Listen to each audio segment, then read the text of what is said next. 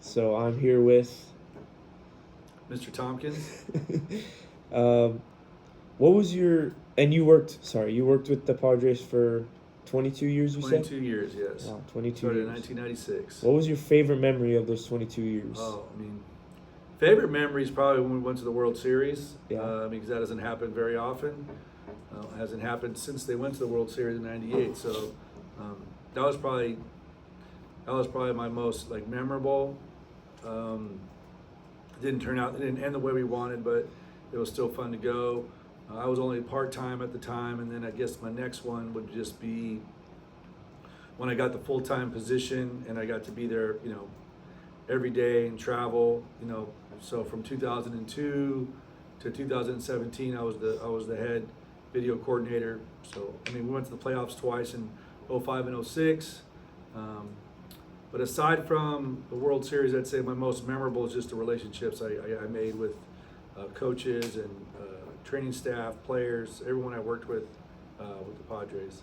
That's what I was gonna ask next. What was your favorite relationship that you had? Like, who was your favorite person to be with in the Padres? Player-wise, that's tough to just say one guy. I spent a lot of time early in my career with Tony Gwynn because his locker was right by the video room, and he's the reason we even had the video room. Tony and a guy named Mike Howder, who was my boss, were the ones who kind of started the video aspect in baseball, at least for the Padres. But I would still say Tony was a pioneer for the video in baseball. So early on, and what was fun about with Tony is a lot of times we talked about basketball more than we did baseball. Wow. Because he was he was a really good basketball player. He went to San Diego State and played basketball too.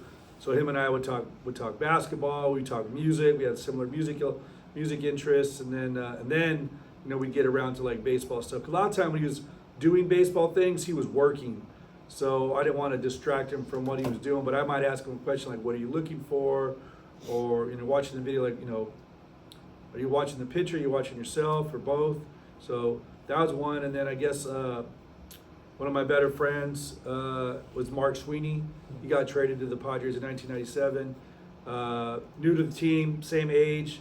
He didn't really know anybody. Getting to know the players and the people that worked there. And one day, he just came in and started talking to me, befriended me in the video room, and we've been friends ever since. Really. Wow. Would you say so? Obviously, before Tony Gwynn, the Padres were still a thing. Would you say that Tony Gwynn was a reason that the Padres really became big name team, or? I think the Padres are always going to be that kind of get labeled like a mid-market team just because the way San Diego is. I think as San Diego fans are very kind of finicky with their teams. It's not like being a Philly fan or a Red Sox fan or a Yankee fan. I think a lot of the East Coast, Midwestern fans are a little more diehard than the California fan. Yeah.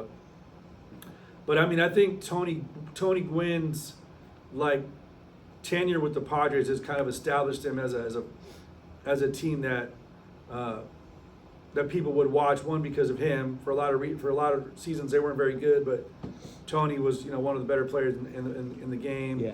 But little by little, when they started building, they started adding players.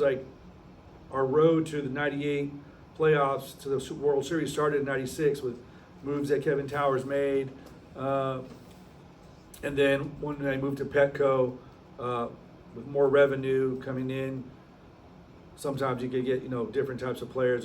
So the hardest thing about San Diego is just from the time I was there, we had 3 different ownership groups. So when ownership groups change, sometimes the financials change too. Were there any prerequisites to joining or working for the Padres? I have a degree in telecom and film and Spanish, but I worked in video. Started in video when I was in high school and studied it in college. Worked for this company called Prime Ticket. Yeah.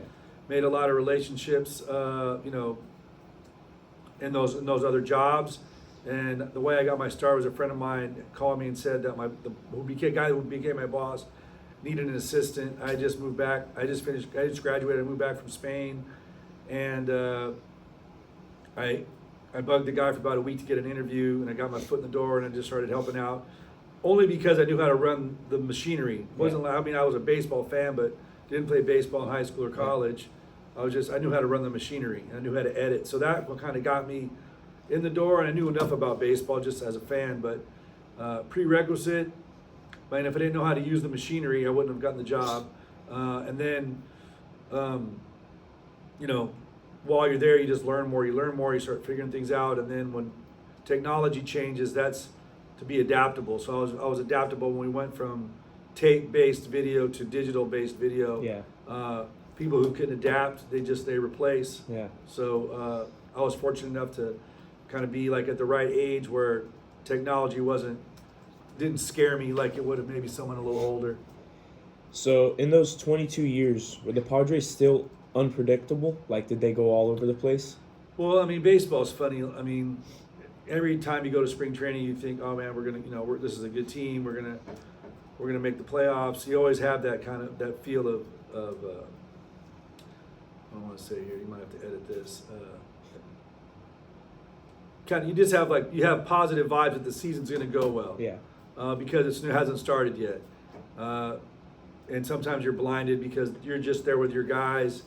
But I mean, the way baseball works, I mean, you need teams with better players to do better. I mean, you can't escape that. And if teams have more money to spend for better players, sometimes it's tough to compete. That being said, I thought managers like Bruce Bochy and Bud Black always did a good job at putting whatever team that we fielded, had them, they played to their best ability.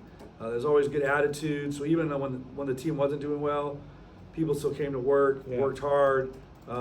Sometimes you're just not as good as the other team, and you don't have the players to compete. Yeah. But I give them credit for how they ran those teams. Where when we don't have the roster that someone else has, but they didn't show up oh, we're gonna lose. Yeah. Manager-wise, who do you think was the best manager in those 22 years? I mean, when I was there, I'm just going to give the nod one to Bruce Bochy because he took us to the World Series, and then he had more success going forward. But Bud Black, he's a close second. Both tremendous human beings. Learned a lot about the game from them. The reason I think those guys are successful as managers is because they treat people the right way. Yeah. They're really good at building relationships. Okay, so that's what sets them apart. That's yeah. what builds them up. And then in the future, if there is another manager to come in to see success in the team, what would that be? How would that person be? How would he be viewed by the city? How would he be viewed by the city? How would he have to act? How would he have to? Well, I mean, I just think to be a successful manager, I think one, you need to know how to build relationships. Yeah. So that the players believe in you and work hard for you. Trust your coaching staff. You gotta let your coaches coach. Yeah. And give them the best roster that you can, so they can compete. All right. But I mean, it starts with that. If the players don't believe in you or don't like you, I know it sounds kind of weird to say that, but we talk about building relationships at Saints all the time, and I feel like the kids who enjoy their teachers or enjoy the classes, they perform better than if a kid maybe doesn't like going to that class or doesn't have a good relationship with the teacher. Maybe his grade kind of reflects it. It's the same in any job really, but sports, to be specific, when the manager has the group of men that work hard and work all work for the same goal, those are the teams who are successful. Because if you think about the teams that made it to the playoffs, I bet you most of those teams have a manager that the players all love to play for. They have good players, and then they have the right support staff, whether that be in the clubhouse or the front office, to put them in the position to be successful. So in that year that you guys went to the World Series, what was different about that year than other years? I mean, we just had that thing. I think that specific team really, we had a really good bond. They were brothers, guys. Even though we all all the players pulled on the same rope, they all hung out together. They went to dinner together. There was a lot of camaraderie, and they bought into what it meant to be a team. And a lot of them were. In '97 we were supposed to be good, and we underperformed. Yeah. And then in '98 we made a trade for Kevin Brown. We got a new pitching coach, Dave Stewart. So those two guys were super tough. Yeah. and I think we kind of took on the personality of those guys, especially the pitching staff. But I think just guys were, you know, poised to make a run, and that team was legit. We had from top to bottom just good players and good human beings, and that's, I think, led by a good manager, good coaching staff, and things lined up. But they were ballers. Those guys. I mean, I would put that team. I mean, we don't play the Yankees in the World Series. I think we win the World Series. I mean, Yeah. the Yankees were unbelievable that year. Yeah. Just kind of unlucky to who we faced. All right. Well, it was great interviewing you. Thank you very much. You're welcome.